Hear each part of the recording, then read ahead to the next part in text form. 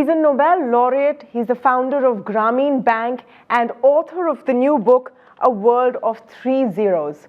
We have the pleasure today of speaking with Professor Mohammed Yunus. Thank you so much for speaking with Bloomberg Quint this evening, sir. Thank you for inviting me. Absolutely. So you've been giving a talk here in Mumbai and I heard you talk a lot about social business, which has been a theme that you have moved on and worked on for several years.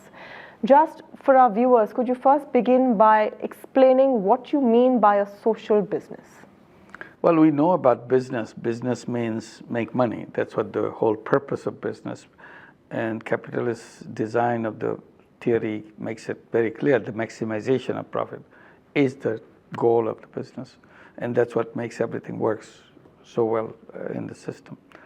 And I'm saying this is based on a very narrow interpretation of human being. Human beings are assumed in the capitalist system as someone driven by self-interest, selfishness. I said human being is much bigger than that. Human being is selfish and also selfless. But unfortunately, capitalist system never used the selfless part of human being because they never included it in our system. So what we have done, we created businesses out of the selfless purposes to solve the problem of the people that we see around us. Problem of unemployment, problem of poverty, problem of poor health, problem of housing, problem of sanitation, you name it, problem of global warming. You can design business exclusively address this problem to solve it in a business way. Usually these problems are addressed by charity. Right. I was just about to ask you, you're describing a non-profit. Absolutely, you're describing non-profit because it's left to them because main business will not do that. Business will not do that. So somebody has to come out, and the traditional way to address is by non-profit or charity. I said charity has a limitation. Charity money goes out, does a wonderful work, but the money doesn't come back. So you have only one-time use of your money. So what we have done, we take the objective of charity and put a business engine behind it. And then they call it social business. Money goes out, does a good thing, but money comes back. That's the business engine which works. Do you make a profit in this scenario? You can make a profit, but profit is not taken by the owner. Profit stays with the company. So that's how we define social business, which is based on selflessness. It's a non-dividend company to solve human problems. So it's a business which is a profit-making business. Investor, owner can take back the investment money, whatever I invested, over time I can get it back. But after that, I don't take a penny out of the company. The profit, the surplus is plowed back into the business so that it can keep on addressing the problem that it's designed for. So this is basically what it is. It's based on selflessness. In a conventional business, money-making business, everything is for me, nothing for others. So we turned it around, which is based on selflessness. We say everything is for others, nothing for me. That's called social business. And you can address any problem that you want. All you have to do, design it as a business. We have created many such companies in Bangladesh. Now it's getting popular in other countries, including India. I'll ask you in more detail about the Indian context, sir, but just what you're describing, are there many takers for it? Because where is the incentive? We live in a world where you build a business to grow it to the biggest ever. Profit is the driving force. Who would be interested in this if you take profit out of the equation? Yeah. I agree that the profit is very active, very powerful incentive. But I disagree on the point that profit is the only incentive in the world. There are many other incentives. I try to explain it by saying making money is a happiness, that's incentive, become happy. Making money is a happiness, but making other people happy is a super happiness. That's another incentive. So it's a question of which kind of happiness you want. You say you don't feel happy, super happy, or even happy by doing other things, then you're not good for social business. But some people feel that way. Touching people's life is a very intoxicating experience. You want to do more of it. Once you get involved with it, you can't stop doing that. So I said, why don't you just test it out, try it out? And many people respond to that. Many people are trying that and creating social businesses, particularly young people.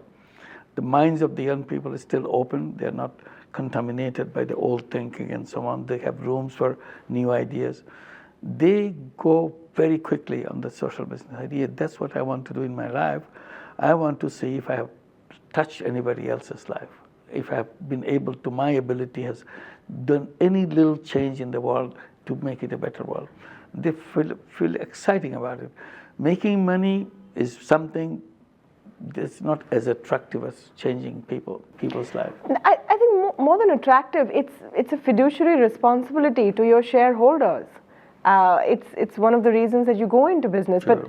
But in the Indian context, how do you see social businesses moving forward? What is the scope do you see in the Indian context? Well, it's again question of which are your shareholders. Have you discussed with them?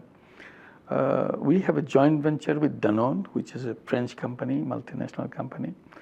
It was $1 million project that we wanted to do as a social business.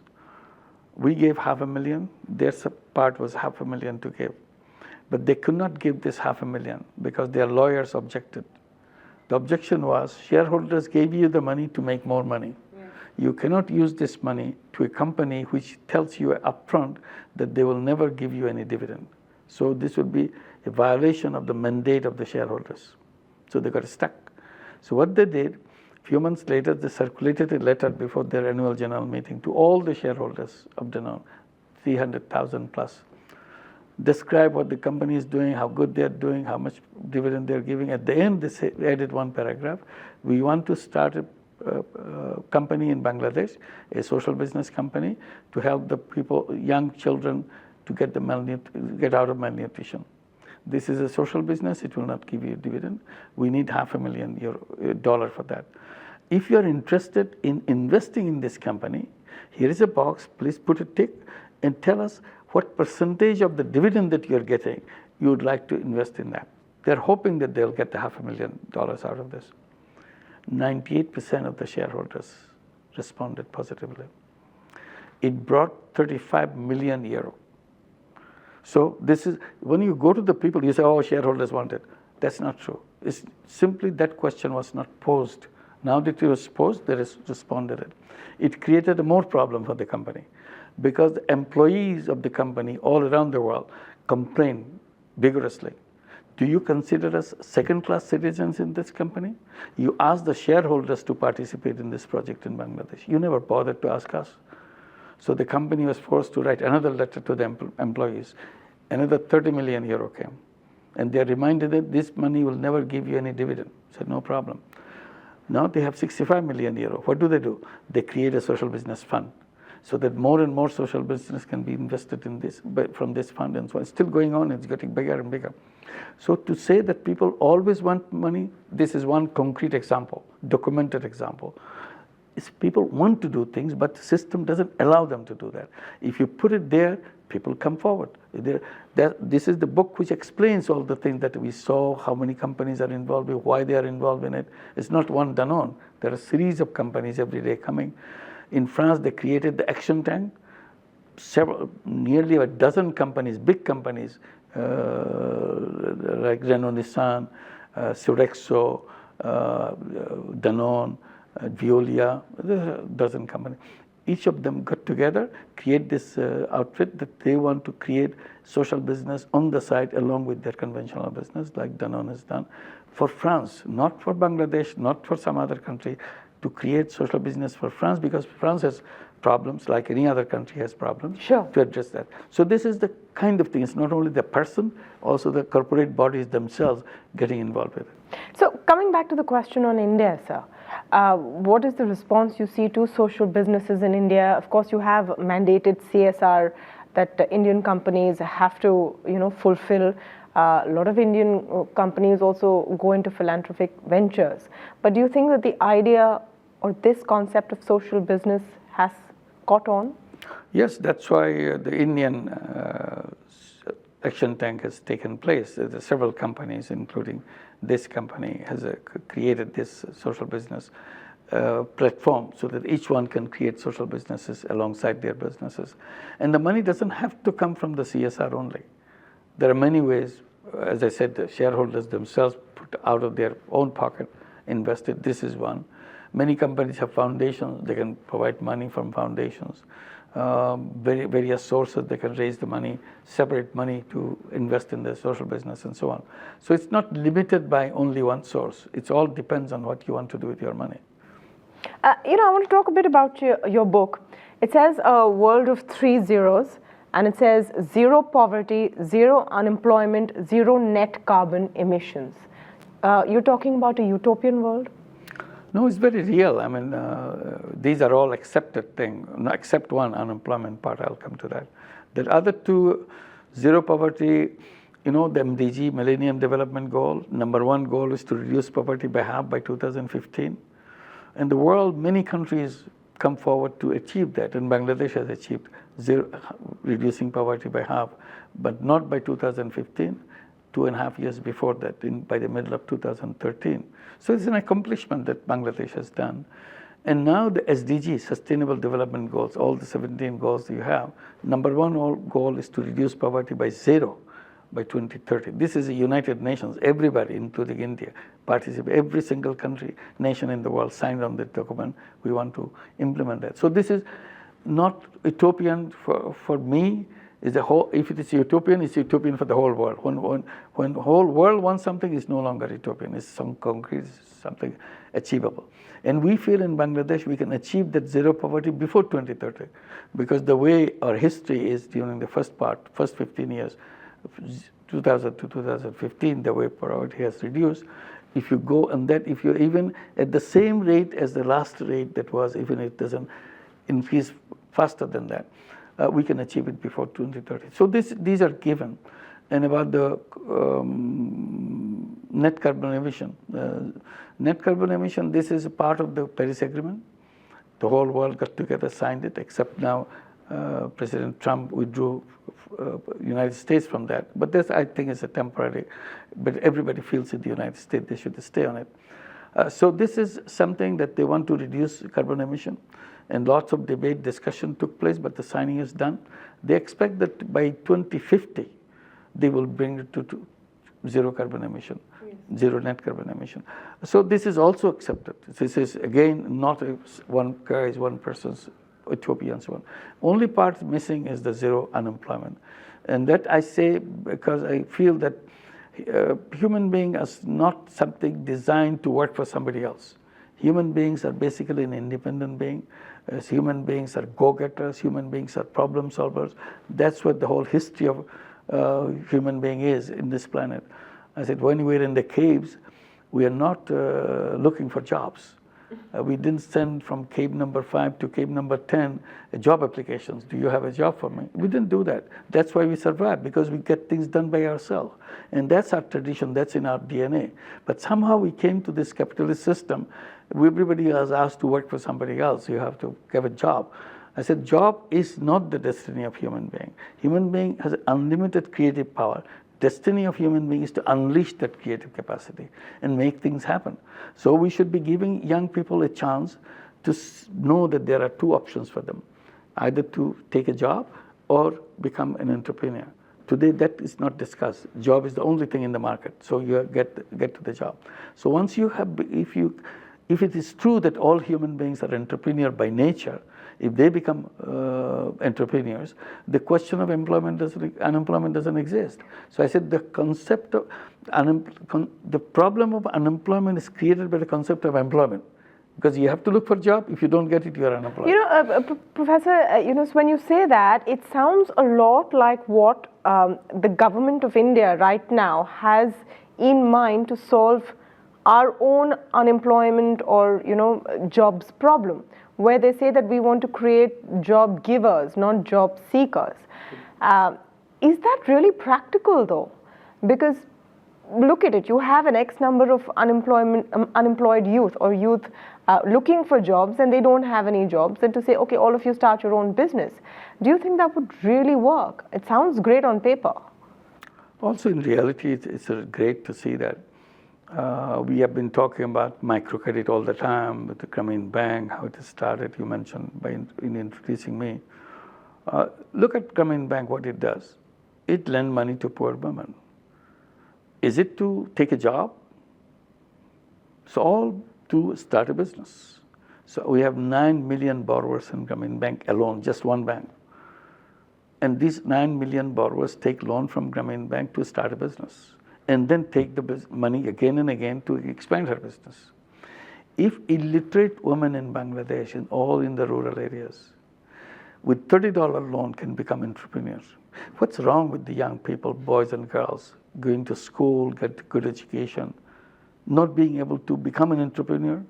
So I said education system has kind of washed away our ability to become entrepreneurs. It eliminate that idea that you can be an entrepreneur so that you can work for somebody else. Otherwise, you cannot explain it. Natural human being as the illiterate woman, she never went to school, she never left her village in her life, but she's a natural entrepreneur. And that's a natural aspect of human being. But we completely left it out. So now we want to revive it. We have to reorganize the thinking process for every single young person to learn from the examples of the women that have done, and also to make sure that the education system, again, encourages young people to find out what they want to be, whether they want to be an entrepreneur or they want to be a job seeker. They have to have they have the options. But today they have no option. Only thing, you have finish your job, finish your school, get a certificate, bring the certificate, give me a job. I'm ready for the job. As if all this process of education is to bring that piece of paper to somebody to hire someone. I said that's a kind of distortion of the entire human ability to overcome their problems. I'm glad you brought up Grameen Bank, sir, because I wanted to talk to you about Grameen Bank in the context of India, with the current government's push for financial inclusion, the push for Jan Dhan, where everyone should have a bank account and some access to credit. Do you think that a concept like Grameen Bank is relevant today in India, looking at the push for financial inclusion that this government is already moving towards? If you mean by financial inclusion that all banks have to do that, that's a fine idea. But the banks are created to serve the rich. They're not created to serve the poor. So if the government keep pushing them, they will take one little step. But you have to go a mile. So that mile will not be done. Just because we say financial inclusion has to be part of the banking system, it would not. For that, you need a separate kind of an institution. I tell people that, look, what the banks that we have around us, unfortunately, they are created as a bank for the rich. This is not bank for all. Definitely that's not for all. It's a bank for the rich, and that's what they do. If you want to reach for the poor, then you have to create a separate bank for the poor. Unless you create that bank for the poor, you cannot reach those people.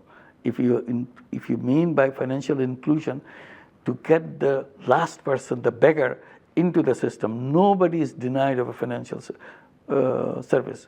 Then we'll say it's inclusion. If you do a little bit here, a little bit there, that's not financial inclusion. That's cheating ourselves, knowingly that it's not happening, but we keep on talking about it.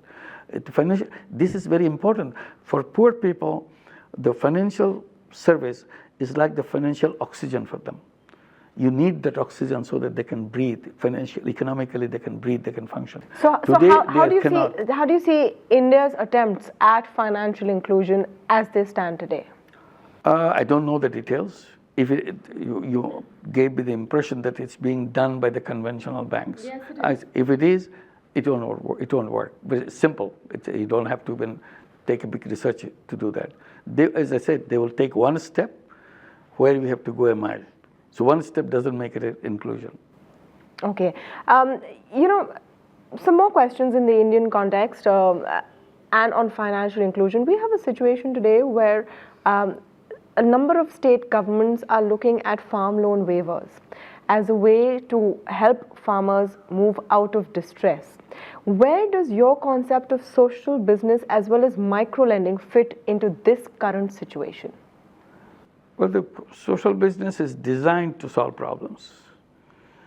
If people are in distress, if people cannot do something, do in a business relationship, maintain the business relationship, then something wrong with your design of that business, because social business has to come in a business way.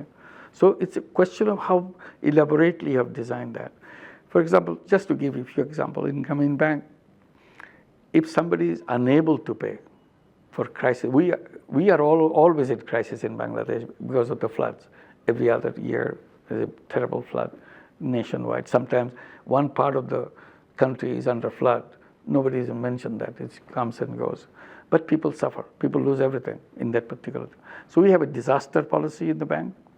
That the moment any flood in anywhere happens, the manager of the branch manager declares an emergency situation, disaster situation. And once he declares a disaster situation, his immediate job is to save people, use bank's money.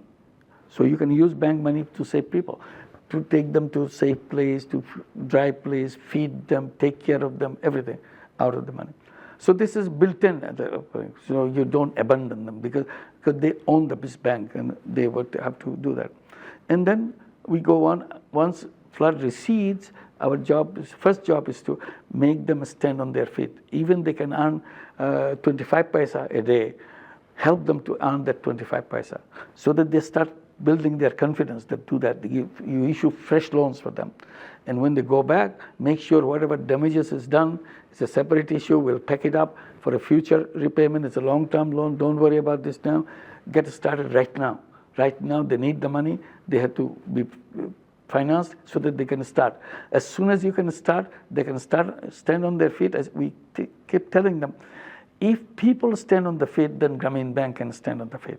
If people cannot stand on the feet, Grameen Bank is over. You don't have any meaning for that anymore because if you don't get the cycles of businesses and doing things, what is the bank doing for? So this is the end of it. So we built everything like that. When a woman dies, or one of our borrowers dies, whatever loan she owns is waived completely, right away. It's built in. You know that no family member will be responsible to pay back. So that's the end of it. We create pension funds so that when they go old, cannot work anymore, so that you can sustain yourself out of the pension fund. You create it. It's not somebody gave it to you. You create over the years a fund which will be enough, would generate income for you so that every month you get income out of the fund that you created yourself. So why do you think the concept didn't really, I mean, there is some presence, but Grameen Bank didn't really take off in India to that extent? I wouldn't say that. There are many programs which copy Grameen Bank very well, very successfully. There are many MFIs like that. And Grameen started one in Kerala, MIG, Microcredit in Kerala, which is absolutely copy of the Grameen, and they're doing very well. They record repayments and everything. It's fine to do that. So this is the kind of thing. So it's a question of there is elaborate thing in Grameen Bank. People just picked up the loan and some of them didn't even bother about saving. And then some of them took the loan part of it and converted it into making money for themselves. That's where all the things happened in India, that it became a big crisis, that they're accusing them for being loan shark, twisting their arms to get the money and so on. Luckily, RBI intervened and made this normal so that people know the rules and procedures and so on. So they're more stabilized right now. And RBI has issued banking license, limited banking license to some of the leading NGOs so that they can function as a bank to the extent of their own work and take deposit. Once MFIs can start taking deposit, then it starts moving as fast as they can, because if you don't take deposit, then you have to depend on money from some external sources. And the donors come, they put their conditions, and whoever, if the investors come, they put in their conditions. So you're stuck. So now that you can do your own thing, you self-reliant on funding, so you can design your businesses in a much more friendly way to your borrowers and so on. So it's possible right now. You know, you've been speaking about inequality of wealth distribution in great detail, and an example that I've seen you talk about often is about how 8 of the richest people of the world have more wealth than 50% of the world, and how that must change. Some would say you are challenging the very idea of capitalism. I am. Why would people listen to you and want to change something which actually helps those with more capability or more merit rise to the top? Yeah, I'm challenging it because it's a flawed system, so you need to fix it. I'm not saying abandon it, but there are basic flaws, you can fix it. And once you fix it, it gets more balanced. Now all the wealth of the world is getting to the top. 8 people you mentioned owning half the population, wealth of the bottom half of the population. Imagine what will be the result next year. It will be worse. It will be 1% probably, 2% probably will be owning the same. And the next year, 1% will be owning 70% of the wealth. So this is the obscene way of all the wealth going into the fewer and fewer hands. What happens to the rest? If 99% of the wealth in the hands of a dozen people, 1% of the wealth left for the 99.9% of the people, is this what we call economy? This is a mockery of economy. So I said, and this is a dangerous economy because it will explode. It's a ticking time bomb. Because if you concentrate everything in one hand, all the power will be in one hand. You talk about democracy, you talk about media, you talk about political freedom, you talk about human rights.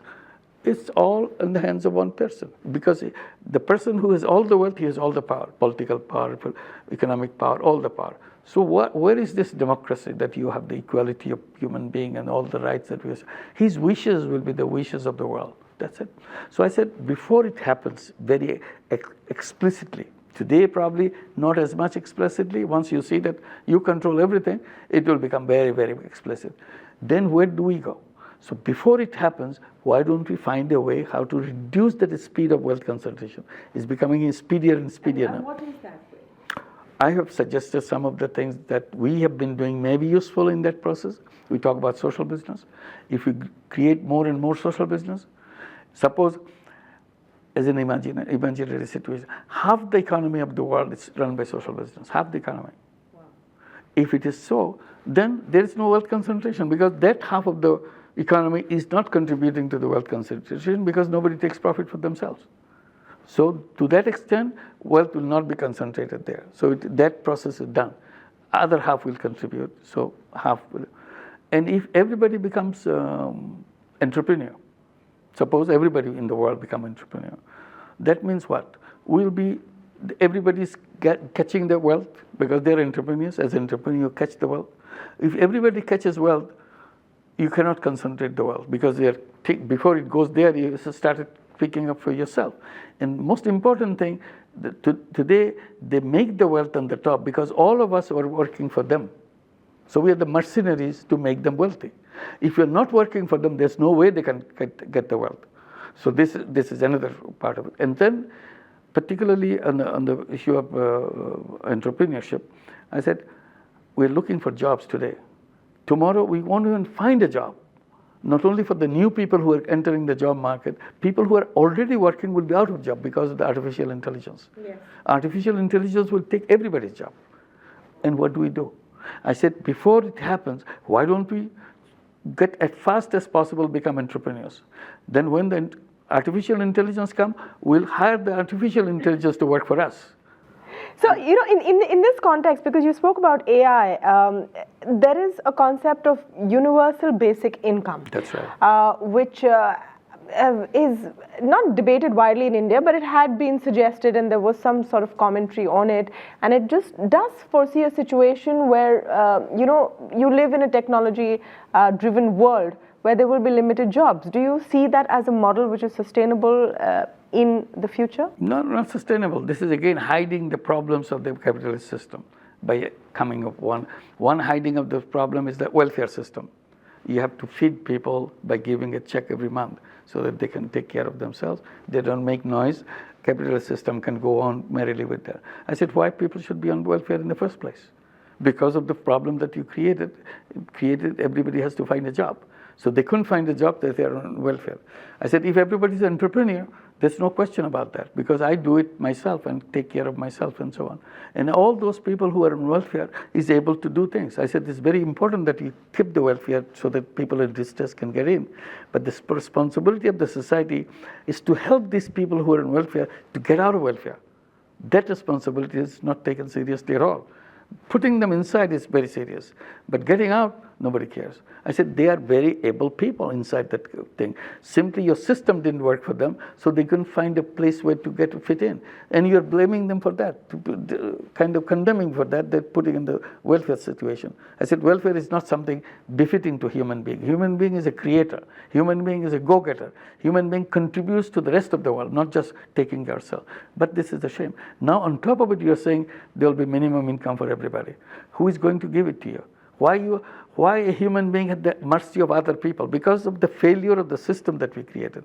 If we had not created those problems, we would be taking care of ourselves in a decent way as a creative human being, and our creativity is far, far superior than all the problems that we see around us. Simply, we got caught into the capitalist system.